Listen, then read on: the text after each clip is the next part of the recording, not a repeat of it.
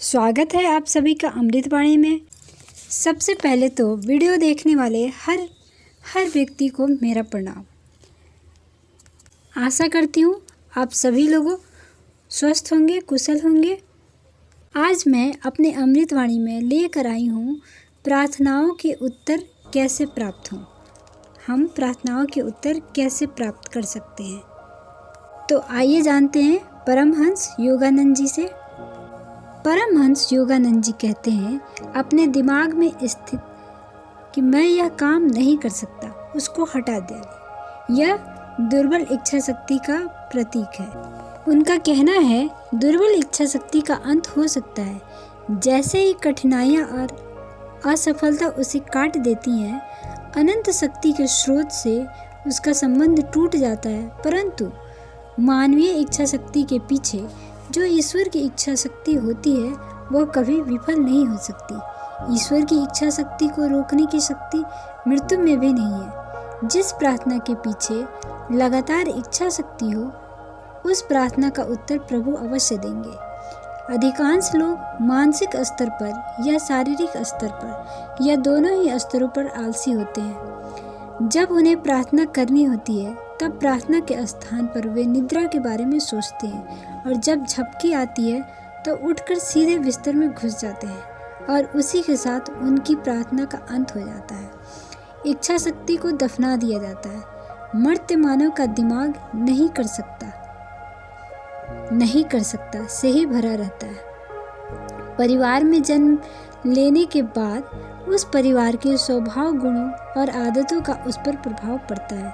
परिवार के लोगों के प्रभाव के कारण वह सोचने लगता है कि कुछ बातें ऐसी हैं जो वह नहीं कर सकता। जैसे वह ज़्यादा चल नहीं सकता, वह अमुक चीज़ खा नहीं सकता, अमुक को बर्दाश्त नहीं कर सकता। उन सब नहीं कर सकता को जला डालना पड़ेगा। आप जो भी करना चाहें वह कर पाने की शक्ति आपके अंदर ही है। इच्छा शक्ति में वह शक्ति है।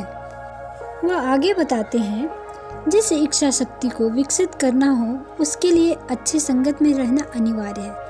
आप यदि महान गणितज्ञ बनना चाहते हो, तो आपको जिनकी संगत में रहते हैं उन्हें गणित से घृणा है, तो आप निश्चित ही हतोत्साहित हो जाएंगे।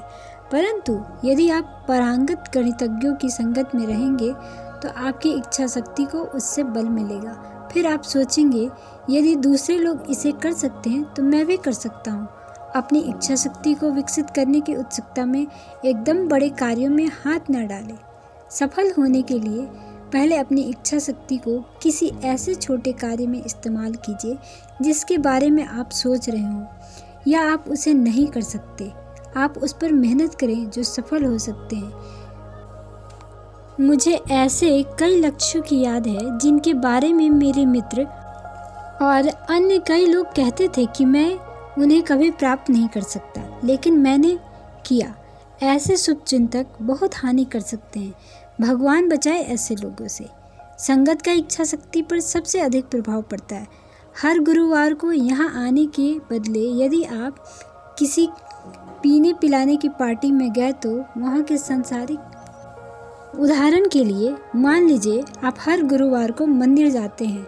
आप मंदिर न जाने के बदले किसी पीने पिलाने की पार्टी में गए, तो वहाँ के सांसारिक स्पंदनों में से कुछ न कुछ उठाए बिना आप नहीं रहेंगे। आपकी संगत निश्चित रूप से आपकी इच्छा शक्ति को प्रेरित करती है या दुर्बल बनाती है। केवल अपने ही बलबूते पर इच्छा शक्ति को विकसित करना अत्यंत कठिन होता है। आपके सामने कोई उदाहरण रहना आवश्यक होता है। यदि आपको चित्रकार बनना है, तो अच्छे चित्रों और चित्रकारों के बीच रहिए। यदि आपको आध्यात्मिक व्यक्ति बनना है, तो आध्यात्मिक लोगों के संगत में रहिए। विश्वास और अनुभव में अंतर है। आपने जो कुछ पढ़ा हो या सुना हो, उसे सत्य मान लिया हो, उसके आधार पर विश्वास बनता है। परंतु अनुभव कुछ ऐसा होता है जिसका आपको प्रत्यक्ष बोध होता है। जिन्होंने ईश्वर को अनुभव किया हो, उनकी धारणाओं को किसी तरह से भी डगमगाया नहीं जा सकता। यदि आपने कभी संतरा खाया ना हो, तो उसकी विशेषताओं के बारे में मैं आपको बेवकूफ़ बना सकता हूँ। परंतु यदि आपने पहले संतरा खाया हो, तो मैं आपको बेवकूफ़ नहीं बना सकता। आपको तुरंत यह पता चल जाएगा क्योंकि आपने उसे अनुभव किया हुआ है। वे आगे बताते हैं, कहते हैं, ईश्वर का उत्तर आने तक प्रयास करते रहना होगा। ईश्वर कोई मुख बहाना रहित प्राणी नहीं है, वह तो साक्षात प्रेम है। यदि आपको पता हो कि उसके साथ समता करने के लिए किस तरह का ध्यान किया जाता है, तो वह आपकी प्रेम पूर्ण मांगों की पूर्ति अवश्य करेंगे। आपको याचना करने की या अनुनय विनय करने की आवश्यकता नहीं। उसकी संतान होने के नाते आप उससे पुत्रवत मांग कर सकते हैं, परंतु कौन है आप में जो इस सब के लिए आवश्यक समय निकालेगा? कौन है आप में जो ईश्वर से उत्तर मिलने तक आपकी प्रार्थना को गहन बताना बैठा रहेगा? मान लीजिए आपका घर गिरवी है और उसे छुड़वाने के लिए पर्याप्त धन आपके पास नहीं है, या किसी विशेष नौकरी को आप पाना चाहते हैं। गहरे ध्यान के बाद आने वाली शांति में दृढ़ इच्छा शक्ति के साथ अपनी आवश्यकता पर मन को एकाग्र कीजिए। उसके परिणाम के बारे में सोचना बंद कर दीजिए।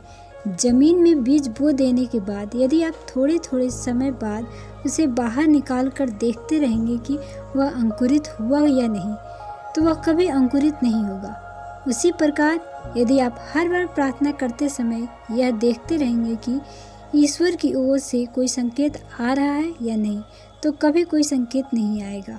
ईश्वर की परीक्षा लेने का प्रयत्न कभी मत कीजिए, बस केवल अनवरत प्रार्थना करते जाइए। आपका कर्तव्य केवल इतना ही है, आप अपनी आवश्यकता से ईश्वर को अवगत करा दें और उस आवश्यकता की पूर्ति में ईश्वर की सहायता करने के लिए आपको जो करना आवश्यक है वह करें। जैसे किसी पुराने जीर्ण रोग से मुक्ति पाने के लिए हर यथासंभव प्रयत्न करें, परंतु मन में यह अच्छी तरह समझ लें कि केवल ईश्वर ही अंततः आपको रोग मुक्त कर सकते हैं। हर रात ध्यान में उस विचार पर मन को एकाग्र कीजिए और पूर्ण दृढ़ इच्छा शक्ति के साथ प्रार्थना कीजिए। तब एक दिन आप देखेंगे कि आपका रोग पूर्णतः गायब हो गया है। पहले मन में विचार को ग्रहण करता है, फिर ईश्वर मन को अपनी शक्ति से भर देता है। अंत में मस्तिष्क उस रोग को नष्ट करने के लिए प्राण शक्ति छोड़ता है।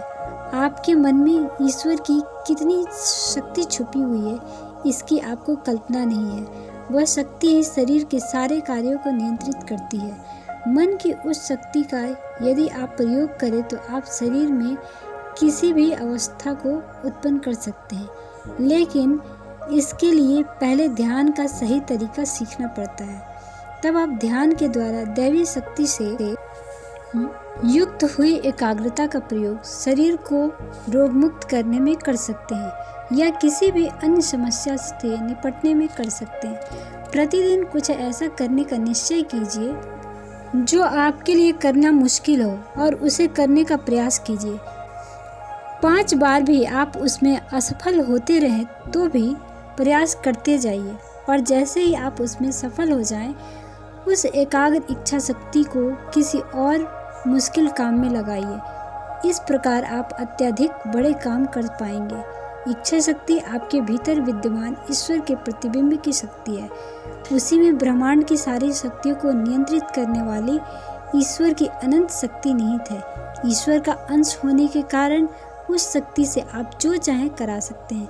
समृद्धि को आप उत्पन्न कर सकते हैं, घृणा को आप प्रेम में बदल सकते हैं। तब तक प्रार्थना करते रहिए जब तक आपका शरीर और मन पूर्णतः अभिभूत न हो जाए। तब आपको ईश्वर का उत्तर मिलेगा। सदा ही मेरा छोटी से छोटी इच्छा भी पूर्ण हो जाती है, इस तरह आपको विश्वास हो जाएगा। तो चलिए आज के लिए बस इतना ही। वीडियो में अंत तक बने रहने के लिए आपका बहुत बहुत धन्यवाद। वीडियो पसंद आई हो तो लाइक करें, शेयर करें और कमेंट करें। यदि आप चैनल पर पहली बार आए हों तो सब्सक्राइब करें। वीडियो अंत तक देखने के लिए आपका बहुत बहुत धन्यवाद। आपका दिन शुभ हो।